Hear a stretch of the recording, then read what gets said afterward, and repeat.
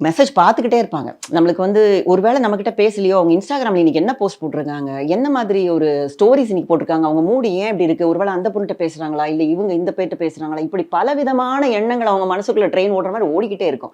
அது மட்டும் இல்லாம ஒப்சஷன்லயே இருப்பாங்க. வேற எந்த தாட்டும் இருக்காது. இன்னைக்கு பேசிட்டா நல்லா பண்ணிட்டா ஓகே. ரீஅஷ்யூர் பண்ணணும். நான் உன்ன லவ் பண்றேன் ரீஅஷ்யூர் பண்ணிக்கிட்டே இருக்கணும். அப்படி பண்ணலன்னா அவ்வளவுதான் விட்டுட்டு போயிட்டாங்க அப்படின்னு இருக்கும். அவங்க மனசுல வந்து அது ரொம்ப ரொம்ப பெயின்ஃபுல்லான ஒரு விஷயம்.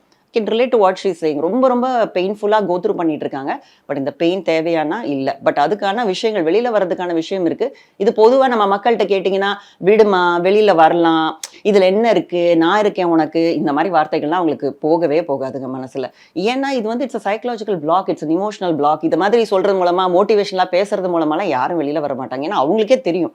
அவங்க பண்றது இது மாதிரி இருக்கு, சரியா இல்ல அப்படின்னு சொல்லிட்டு. மகளிர் உரிமை தொகை இனி ரூபாய் 2000. வாக்களிப்பீர் உதயசூரியன் சின்னத்திற்கு.